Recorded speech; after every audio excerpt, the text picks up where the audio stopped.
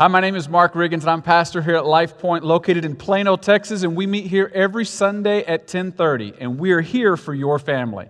I hope today's message is an encouragement to you. Well, good morning, everybody. It's good to see you. My name is Mark, and if you're new here today, if maybe this is your second or third time, we just want to say welcome to you. We're grateful that you are here with us today. Now, as Sean said, we're kicking off a brand new series. It's really for the month that we're calling Outside the Walls, and here's why we're doing that. Each Sunday, we gather here at this location and we get to celebrate things like great children's ministry and great student ministry and great life groups and Bible studies and great worship like we just experienced. There are all kinds of care ministries that happen here, and all these things happen because of you and the time that you put into creating. There's a lot of great things that happen inside the walls right here every Sunday because of the work that so many of you do to make it available so that all of us can not only benefit from it, but we can invite other people here to benefit from it as well. And we're so grateful for those things. But that's not what this series is about at all. This series is about the rest of our county outside these walls that are busy doing things right now, especially the vulnerable and those who are the least of these who are out there. What we want to do in this series is we want to actually show the love of God to the rest of our community by giving financially and by serving them physically. And let me just right out of the gate put you at ease and just know this. We're not going to ask for any money for our church, okay? So you can relax knowing that. However, we are going to ask you to partner with some local nonprofits because we're just so excited about the work that they're doing amongst some of the people around us. So, if you're ready, let's get started, because at the end of the service today, we've got some super practical steps that we want to share with you. In fact, one of the things that you probably don't know, but we wrestle with every week as we're putting a message together, is at the end of the message, the thing that haunts me every time is I always think this, yeah, but what about Monday morning at 8 o'clock? How does this message matter at Monday morning at 8 o'clock when people are about their real lives doing real hard things? How does this message matter then?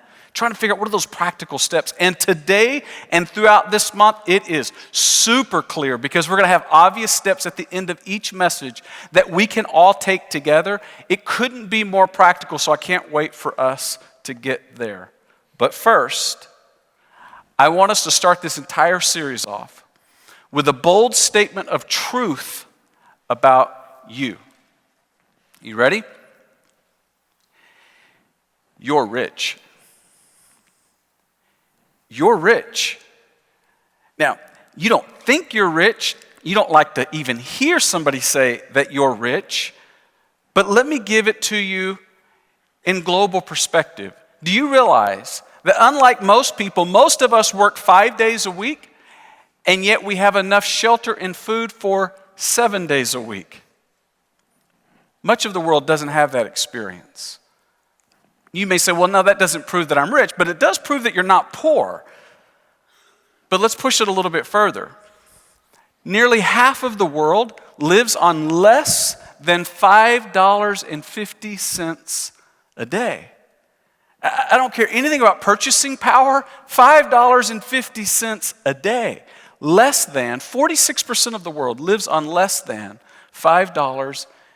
You can't even get a number one at Whataburger for $5.50. I mean, the average person who works at a fast food restaurant around here makes nearly 3 times per hour what 46% of the world makes in a day. Less than $5.50 a day. So I just want to say to you, congratulations, you're rich. I know, I feel the tension already. I love it. So let's do this.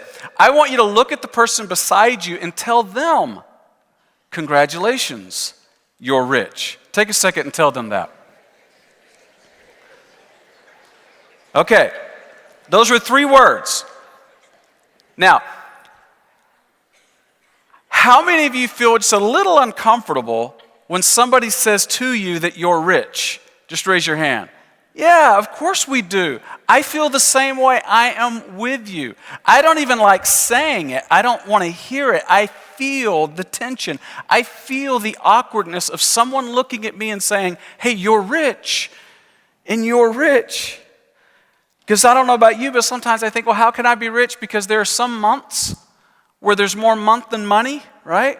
Ever feel that? Or you think, man, everything feels like it's getting more expensive, inflation or whatever, but it feels like I'm barely able to afford what I used to get, and now I'm wondering how the money's going to last. Is my retirement going to last my lifetime? Like you're always worried about these things. How can I be rich in reality? Well, the truth is we all do have problems, but rich person problems are different from poor person problems. Most of us in this room aren't thinking, I don't know if I'll be able to eat today. Most of us didn't walk in with that burden. Oh, we have problems, but we have rich person problems. Here are some of our problems. Our problems are bad cell phone service, right? Can I get an amen? That's frustrating, right? Or slow internet. Yeah, you're trying to watch the video, it just will not download. And 2 seconds on the computer is like 20 minutes in real life, right? A flight delay. You're trying to get on vacation here. Car trouble. Slow Amazon deliveries, right? What do you mean it's going to take another day? You realize how important I am, how much I have to do? So here's some funny memes on rich person problems. Here's one. Yeah, the Wi-Fi's free, but it's too slow. Rich person problem. Here's one. I get out of the shower and I can't unlock my iPhone because I have pruny finger. It's a rich person problem. I left the remote on the other side of the room. It's a rich person problem. I want to turn the lights off, but the bed's too comfy. It's a rich person problem. I had too much for lunch and now I'm tired. It's a rich person problem, right? So this week I always like to invite staff members in and to help in preparation for the message. And just this past week I was talking with Isaac and Ben, who's our student pastor, and we were gathered. And we don't normally do this, but this week we actually ordered in a lunch. We were eating, by the way, we got Dave's Hot Chicken, which is down on Preston here. Killer. If you haven't eaten there yet, I'd highly recommend the Reaper if you like a little, you like to know you're alive. And so we get this meal, and all of a sudden we're talking about being rich. And all of a sudden I look up from my computer, and here are my 2 friends and helpers for this message. It's a rich person problem. So here's the thing. If me saying you're rich makes you feel guilty, please don't feel guilty. Instead, what I would invite you to consider is to feel gratitude. Gratitude for all that we have been given. I mean, think about it. We live in one of the richest counties, in one of the richest nations, in one of the richest times in history. We didn't do any of that. We could be so, yeah, but I worked hard. Yeah, but you could have been born in a yurt in Mongolia and worked your entire life, and you would have died with what you were born with. The reality is we have been incredibly fortunate and blessed to live at this place at this time. And don't to feel guilty about that, but instead to feel gratitude, because great things flow from a heart of gratitude, and to just embrace it and to acknowledge it. But I know what you're thinking. Yeah, but just that term rich, I don't feel good about saying that I'm rich. That doesn't feel right. That doesn't feel accurate. And I think there's some reasons why we won't admit that we're rich. One is because it's kind of a subjective term, isn't it? Like there's no overarching definition of rich. What does rich even mean? I mean, if I look at your bank account, I might think you're rich. If you look at mine, you might think that I'm rich. We normally define rich by starting with us as the foundation, right? In fact, it was a Gallup poll that revealed that the way people define rich, this is really interesting, it revealed that the vaguely describes that rich as approximately double what I have. I'm not rich, but you might be, right? And so if you make $30,000 a year, somebody who makes $60,000 is rich. If you make 45, somebody that makes 90 is rich. You make 100, somebody that makes 200 is rich. We define rich based on what we have. But what we all do is we define rich as more than what I have. Rich is a moving target. Rich is one of those things that's just a little vague. I just know I'm not that. I just know I'm not rich. And that's the problem. You won't admit you're rich.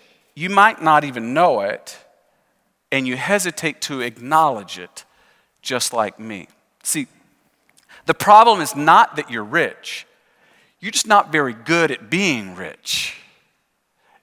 Owning it and acknowledging it. Globally speaking, you are rich. And here's a consequence of us not admitting it, owning it, and embracing it. Is we pretend that we will be generous when I'm rich. When I have more, I'll be happy to give away to these local organizations in our community whenever that happens. But here's what I know is that's not true. You know why we know that's not true? Because in America, when you take the median income of $50,000, those people, according to IRS tax returns, give 6% to charity and churches. But people who make $200,000 or more decrease their percentage of giving to 4% or less. And meaning, the more you make, the less percentage of income you will give away. In other words, you won't be more generous as you make more. You're likely to be less generous. Why is that a problem? Well, we're just not good at being rich. Now, let me give you a disclaimer because this is important right out of the gate. The goal is not to be rich.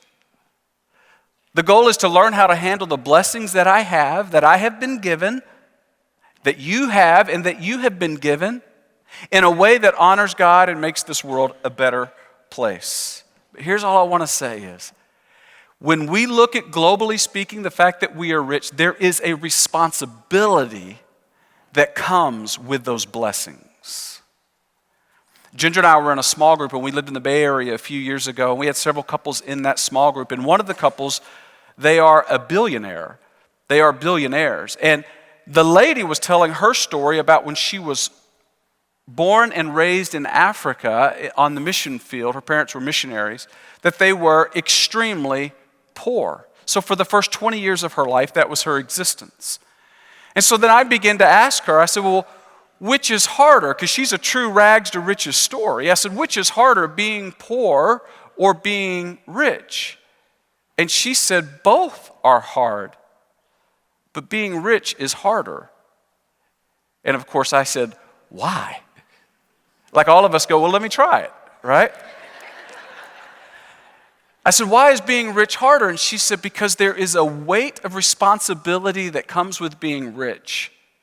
There's a weight of responsibility when you have to form a committee and a council to hear all the desperate needs of people who are around this world, and we're keeping our eye out for people who have genuine needs. We're also constantly hearing from people who have dreams for the kingdom and are innovative and they want to do things to move the kingdom forward, and we're constantly hearing, we can't help them all, but we listen to as many as we can, and then we have to wrestle with and prayerfully battle over which ones can we help and how much can we help them. And she said the constant weight of trying to carry this responsibility is so heavy, and both of them said at the same time, our life verse is, to whom much is given, much is required. And the difference between them and me and maybe us is they acknowledge it, they own it, and now they carry a responsibility, and they're looking around at ways they can help because they know that they have been blessed in a way that is unusual. And all of us in this room, globally speaking, we have been blessed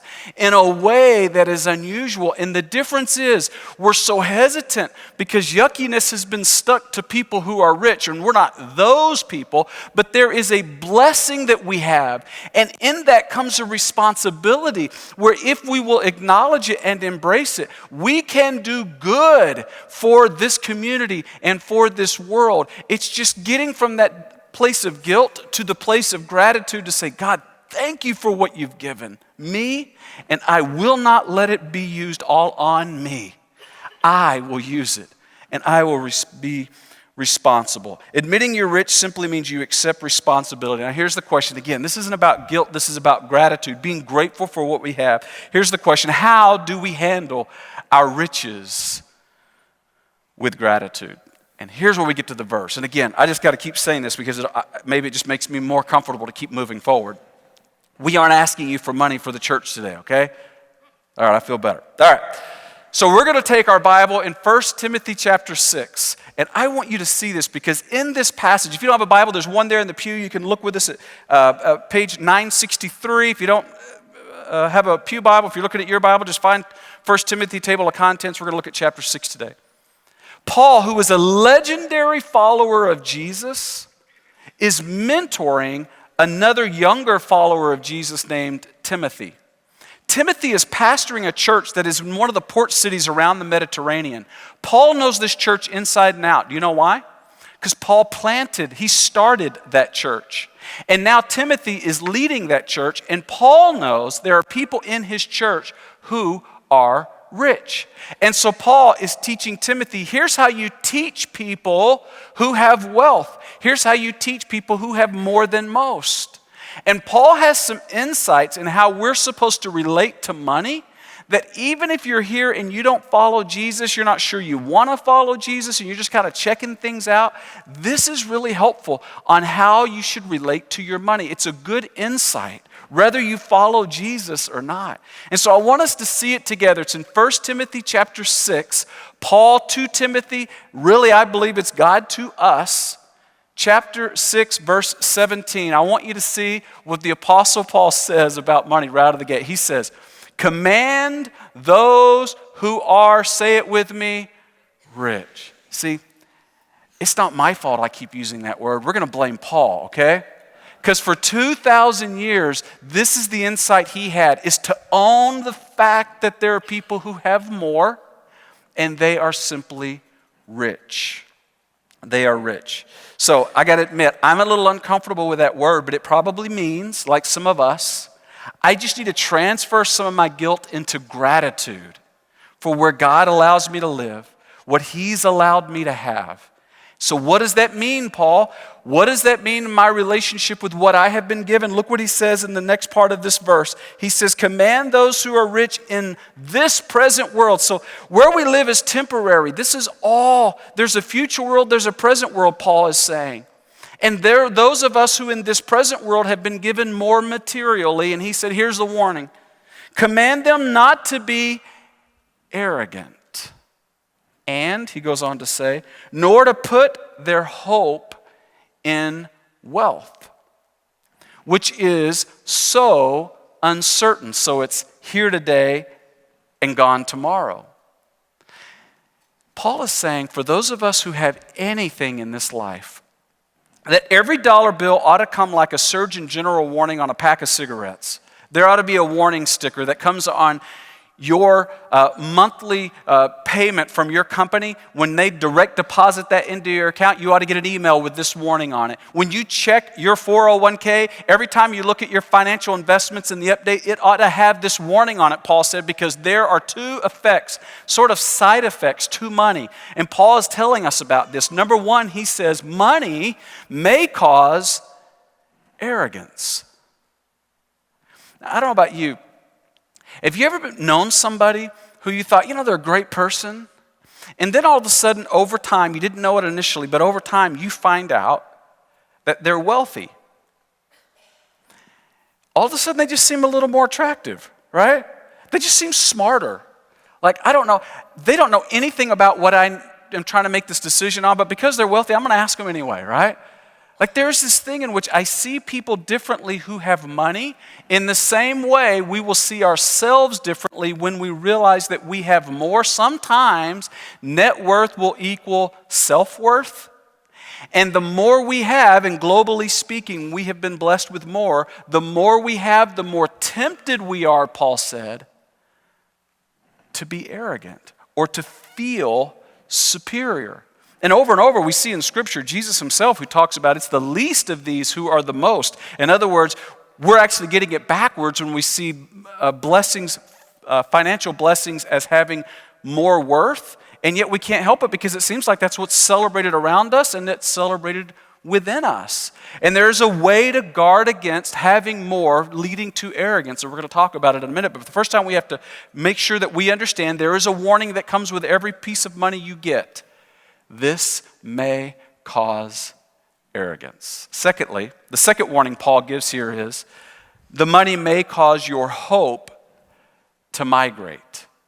In other words, the more money you have, the more money that's in your 401k, the more money that's in your investment portfolio, the higher you go on the pay scale, the more tempted you are to put your hope in it.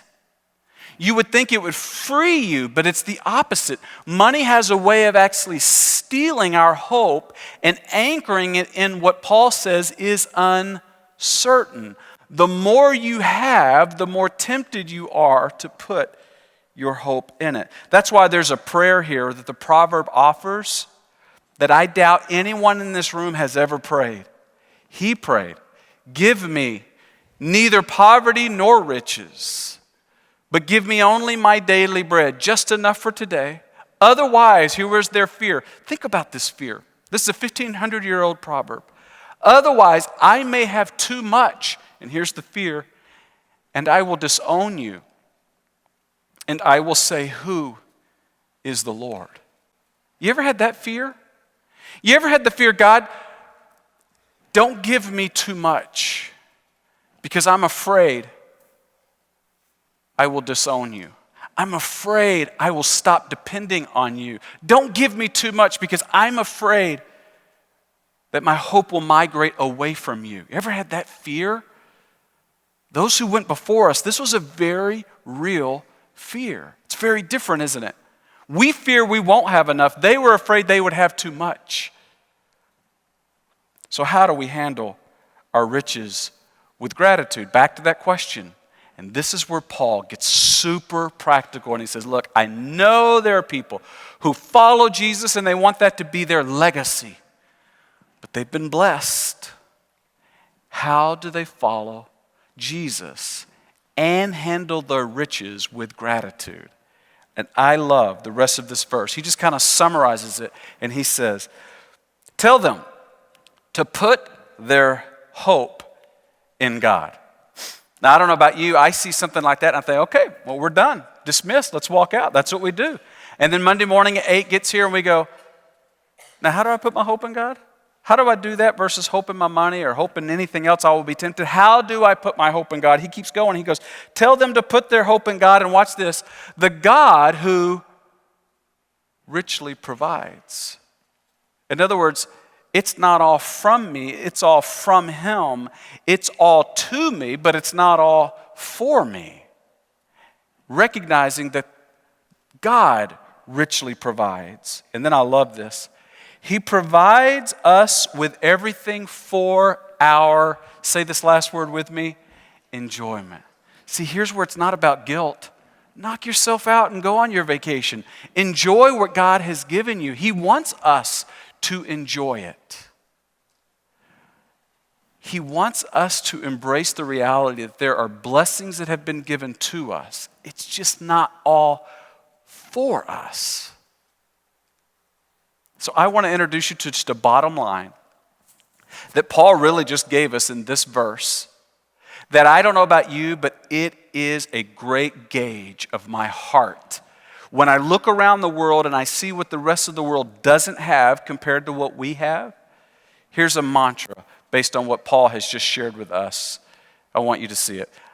I won't put my hope in riches, but in the one who richly provides. Would you just say that out loud with me? Say that with me. I won't put my hope in riches, but in the one who richly provides.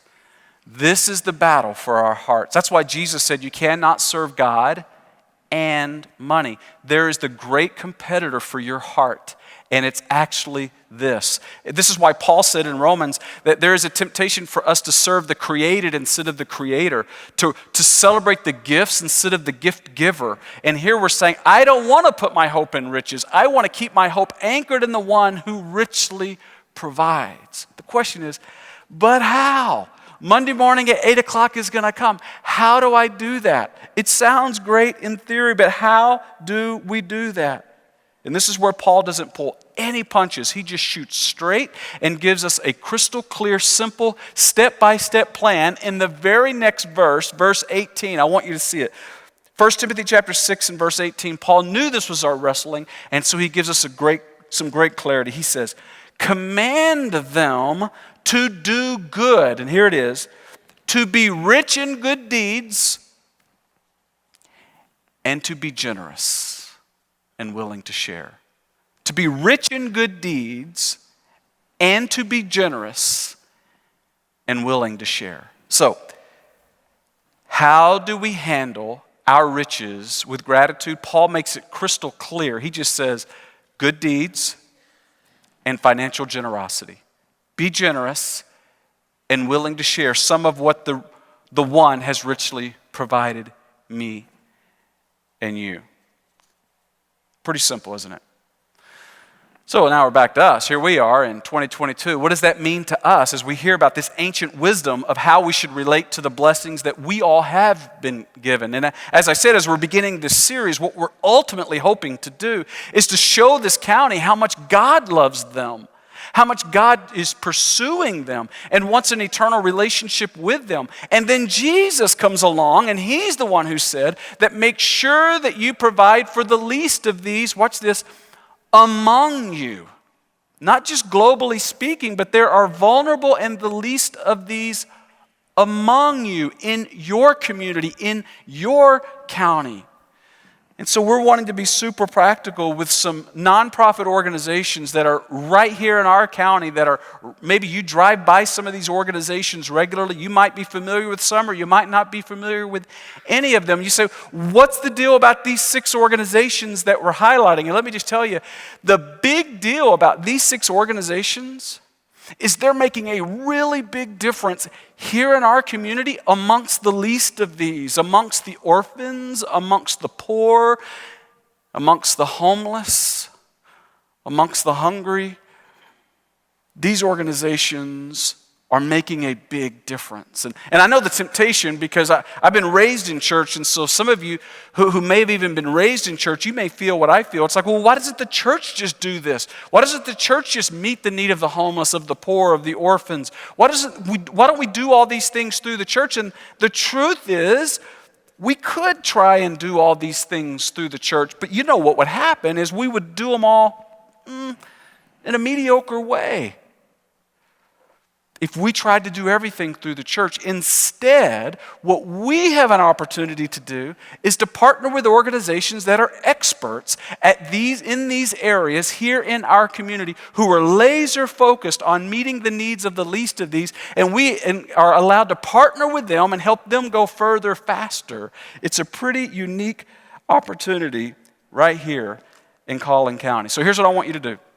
Let's get super practical. I told you this is where we were going to go. Would you just pull out that handout that you may have been given on the way in? If you didn't get this on the way in, you can just click on the QR code on the back of your pew, and you'll actually be able to pull this up as well. But there is a handout that we tried to hand folks on the way in, and we hopefully got one of those into your hands. And I just want you to notice there are 6 organizations. Now, we partner with more organizations locally, but this month we're highlighting these 6 organizations. You'll notice there are 4 on the inside, and there are 2 on the back. Now, what I want you to know about these 6 organizations is we didn't just pull them off of a website, but instead our staff, primarily Pastor Sean, she not only researched all these organizations, she went to each one of these organizations and she interviewed their staff and she vetted their organization to see how effective they are in making an impact and how open they are to partner with us going forward. So there's been a lot of research in selecting these 6 organizations, because these are organizations that are experts here in Collin County at serving the poor and the hungry. One of these organizations is an expert at serving the orphans, at serving expectant parents, serving the homeless here in our county, serving single moms who are trying to come out of homelessness. What an opportunity we have to partner with these organizations and to show the love of God by giving financially and serving physically. Now, what I want you to do, if you look at that little handout that you were given on your way in, is to notice that there are 3 opportunities from the organizations at the top of the page. There's 2 on the inside and 1 on the back, but all 3 of those organizations at the top half of the pages are organizations where there is an opportunity to serve. So this is where you would register to show up at one of the serve days. You might spend an hour or 2, and you would invest some of your time. The organizations at the bottom of the pages, you'll notice there's 2 on the inside, again, the 3rd one on the back. Those 3 organizations, there is an opportunity to give. Specifically, they have a list of needs that they've shared with us, And so what we've done is we have compiled a master list of all these needs from all three organizations. And our goal in this series is to ask enough people to partner with us that we could get everything on the list that would meet the needs of all three of these organizations. In fact, we're just going to call it Clear the List. The idea that we can meet each one of these needs. And you may say, well, why is that such a big deal?